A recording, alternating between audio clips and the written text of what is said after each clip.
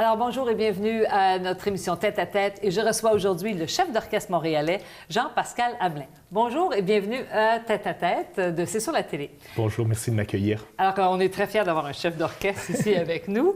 Et mais tu es très jeune. Alors, ça vient de où, la passion de la musique? Et ça a commencé quand? Je dirais, bon, ça a commencé quand j'étais tout petit, peut-être vers l'âge de 5-6 ans, je me suis rendu compte, mes parents se sont rendus compte que j'aimais bien le piano. Mais je dois dire, ça s'est vraiment développé à l'adolescence, quand j'ai commencé à découvrir avec un très bon ami des disques et le répertoire, à me mettre à écouter du répertoire, non seulement de piano, mais aussi d'orchestre, d'opéra.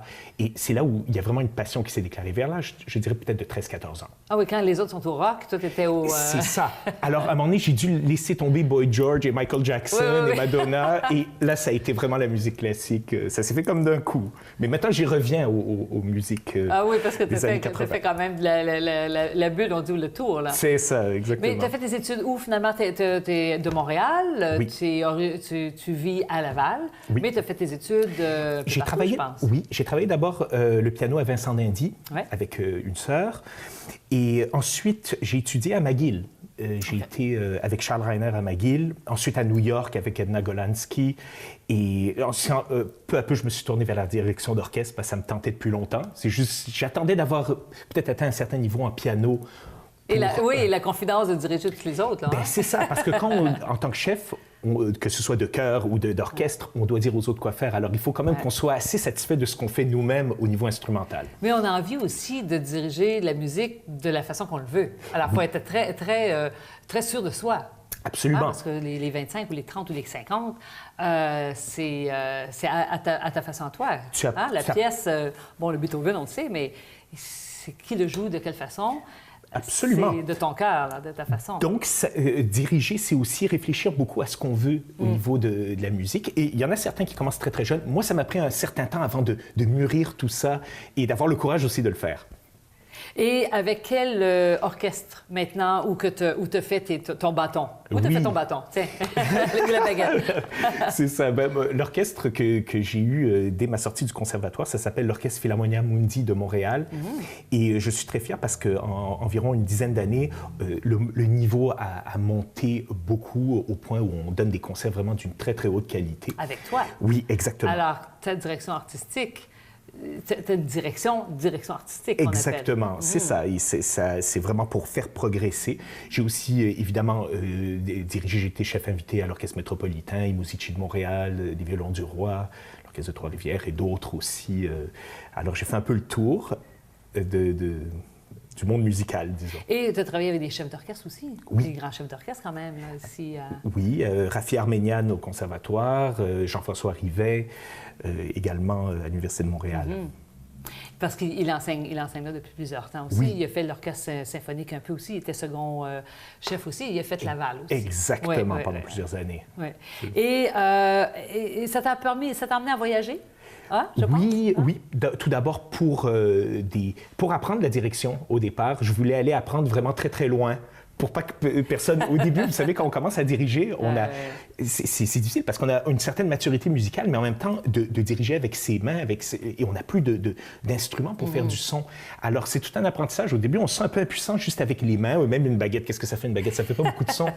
Donc, ça prend un certain temps. Je suis allé bien loin, en République tchèque, je suis allé en Italie, je suis allé aux États-Unis. Oui.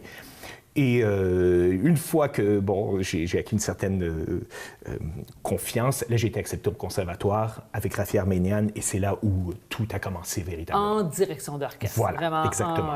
Donc, c'est une maîtrise que tu as faite en direction exactement. d'orchestre. Oui. Voilà, c'est ça. Alors, on attend le doctorat, c'est ça? Oui, c'est ça.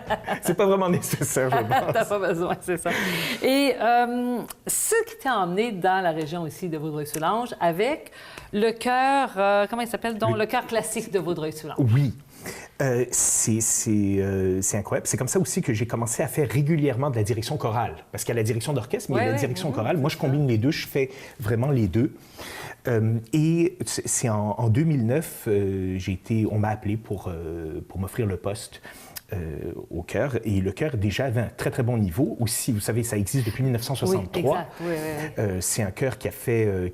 il y a eu des très, très bons chefs qui sont passés par là. Alors, j'étais fier quand même de pouvoir commencer mon travail avec eux.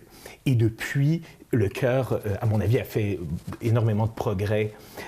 Sous ta direction. Oui. Et les voix, la qualité de voix, je pense que Absolument. c'est des gens de la région, la majorité. Bien sûr, que ce soit de Vaudreuil, de l'île Pérouge, Valleyfield. En tout cas, on couvre quand même une assez grande région. Et je suis quand même fier en plusieurs années, là, ça fait, comme je vous disais, depuis 2009, mais récemment, on a eu une certaine reconnaissance. On a gagné un prix à la virée classique de l'Orchestre symphonique de Montréal, le Grand Prix du public, oui. C'était l'an passé, l'été passé. Aussi, on a été choisi parmi presque une centaine de chœurs par Radio-Canada qui faisait un disque l'an passé, un disque commémoratif pour le 150e anniversaire. Et c'était des chœurs de partout à travers le pays qu'ils allaient enregistrer sur place. Et on a été un des 20 chœurs choisis. Alors, on fait partie de ce CD, un très, très beau disque de musique chorale qui s'appelle « Chœurs d'ici, chants d'ici ». Et qui étaient des chœurs du Canada? Du Canada, de partout, alors, de se positionner en 20e, c'est bien, bravo. Oui, d'un océan à l'autre, oui. Vous avez fait des enregistrements aussi sur un projet avec Félix Leclerc ou sur les musiques de Félix Leclerc, les chansons? C'est justement ça. On a été choisis, parce que notre président, Éric Saint-Pierre, qui est un choriste formidable, mais il a une très, très bonne formation musicale. Il fait des très beaux arrangements. Et tout de suite, quand il a été question de participer à ce concours, on s'est dit, Félix Leclerc, c'est Vaudreuil, Félix Leclerc, il faut absolument faire quelque chose. Et il a fait son premier arrangement choral, qui était un petit chef-d'œuvre, je dois dire, et qui a plu à tout le monde. Et maintenant, c'est un arrangement qui est repris par plusieurs personnes. Donc, plusieurs chœurs. Oui, exactement, plusieurs chœurs, exactement. Et ça a été enregistré à l'église de Rigaud. Oui. C'est une très, très belle église, juste au coin ici. Exactement. Non seulement c'est une belle église, mais elle a une acoustique vraiment magnifique. Et c'est pour ça qu'on l'a choisi. On s'est dit, c'est ce qu'il nous faut. Puis Radio-Canada a eu beaucoup de plaisir à enregistrer. Alors, ce disque-là, ou ce chœur, les chansons d'ici de Radio-Canada, c'était combien de choristes qu'il y avait à l'intérieur? Ils ont choisi 20 chœurs différents, que ce soit des chœurs de jeunes. Il y avait de tout, à travers tout le Canada, pour enregistrer certaines pièces de musique plus populaires, ou disons traditionnelles, si on veut. Donc, on était un des chœurs choisis. Alors, ils sont venus nous enregistrer. En une soirée, on a enregistré c'était l'hymne au printemps de Félix Leclerc, justement. Donc, on est très fiers de ça. Ça sonne très bien, en plus. Et on peut se procurer ce disque-là sur votre site Internet du chœur de Vaudreuil-Soulanges, j'imagine? Un peu partout? Même au Costco. Au Costco, ils en vendent même. Oui, il y a eu une très bonne distribution. Est-ce que c'était le seul CD que le chœur a fait?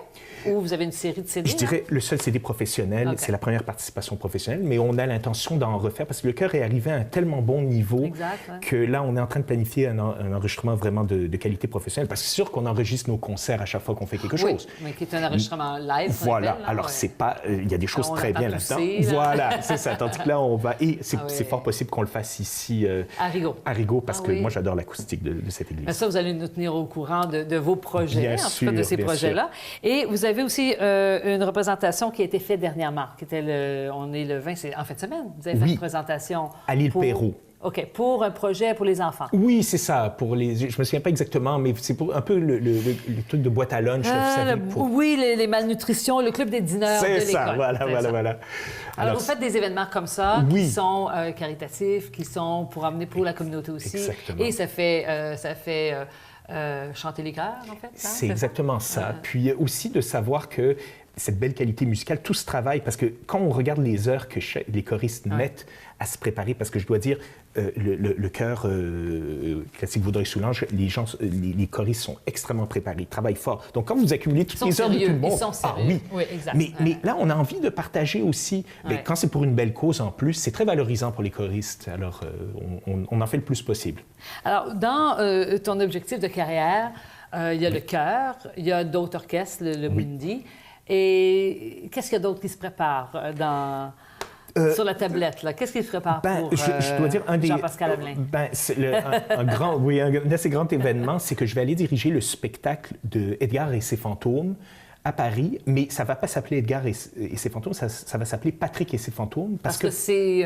Patrick Poivre d'Arvor qui remplace Edgar, qui a quand même 87 ans. Oui, et bon, c'est sûr qu'en France, on a besoin d'une tête d'affiche pour partir, mais André Robitaille, Vincent Bilodeau, tous les autres comédiens vont venir.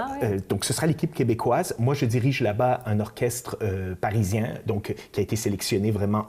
Chaque musicien, alors ce sera un orchestre vraiment d'excellent niveau. Et on va être au Casino de Paris, donc du 17 avril jusqu'au 13 mai. Alors, ceux qui vont à Paris au printemps. Voilà, pourquoi pas? Ben oui, pourquoi pas. Jean-Pascal. Et dans les autres projets aussi, parce que c'est un beau projet, mais souvent, ces projets-là amènent d'autres projets. Ben, c'est ça. Moi, j'espère. Et c'est sûr qu'à Paris, c'est une chance pour moi d'être là. Alors, j'ai certains contacts. Je vais essayer. C'est sûr, il faut travailler toujours pour essayer d'avancer. De se faire des contacts. Moi, idéalement, j'aimerais être invité à diriger d'autres orchestres. C'est une belle entrée pour moi, Edgar et ses fantômes, ou Patrick et ses fantômes. Parce que c'est un peu ça que tu travailles fort pour ta carrière et je pense que tu es un passionné de musique et tout, et autant avec orchestre, autant avec voix. Et je pense que le prochain événement de la région qui va se faire bientôt, je pense que c'est au mois de juin. Oui. Ça s'appelle, attends, tu nous en parles, de la musique plein la vue. Alors, parle-moi de ce projet-là, ça a l'air d'être un beau projet et gros projet. Oui. Moi, quand je suis... on cherche tout le temps pour des grands projets avec chœur et orchestre.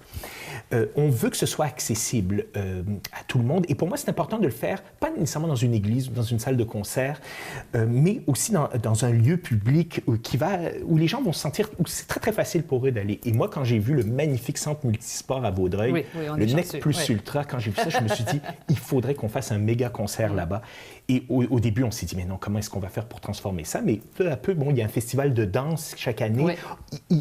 On n'est pas les seuls à avoir pensé à ça, parce que ça fait une salle de spectacle vraiment spectaculaire, c'est à dire. Donc, le projet, ça fait plusieurs années qu'on y pense, et ça a pris forme, et on s'est dit, une belle façon pour tout le monde, des plus petits à tous âges vraiment, c'est de faire des musiques célèbres qui ont été utilisées dans des films, dans des téléséries. Et il y en a des belles, oui. Exactement. Et l'idée, c'est pas faire nécessairement de la musique de film, mais c'est de la musique qui a été portée à l'écran. Donc, il y a de la musique de Mozart, il y a de la musique...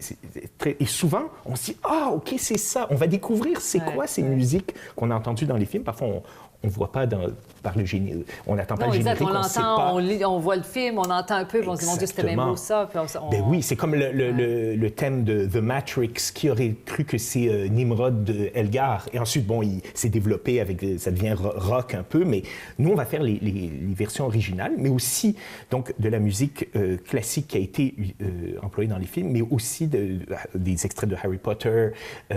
Alors, tout le monde va en avoir pour vraiment, là, pour la famille de tel âge de 7 à 77 ans. Maintenant, on est rendu à 97 ans. Là, mais c'est merveilleux. C'est merveilleux d'amener ces performances-là artistiques ici dans la région, parce que sinon, c'est Montréal, ou bien non, c'est Ottawa, ou c'est Toronto, ou c'est Québec, mais à Vaudreuil, Dorion, en fait, c'est au Centre multisport. Au Centre multisport, exactement. Ben oui, c'est lui qui contient, qui peut... Et c'est un bel endroit pour pouvoir faire un projet comme ça. Absolument. Et, démocratiser un peu, pour que tout le monde se sente un peu. On entre, c'est simple, c'est pas compliqué. Bon, ils vendent jeans, hein?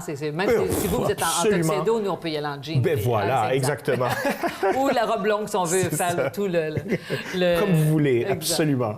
Mais un gros merci pour d'avoir accepté notre invitation, de nous partager votre passion, parce que là, je veux dire, on achète. Hein, moi, je vais vendre ça 100 000 à l'heure, parce que c'est un spectacle à ne pas manquer. Absolument. Et c'est aussi votre carrière à suivre et à vous suivre dans les autres orchestres et les autres chœurs aussi. Je pense, si on est à Paris au mois d'avril, c'est ça? Vous viendrez absolument. Ça devrait être très beau. J'enverrai des amis. Oui, d'accord. Merci beaucoup. Un grand merci à vous. Merci. Alors, c'est tout pour cette semaine pour le tête-à-tête. On se revoit la semaine prochaine et avec un autre invité de grande marque. Mais celui-là, il faut le battre. Merci.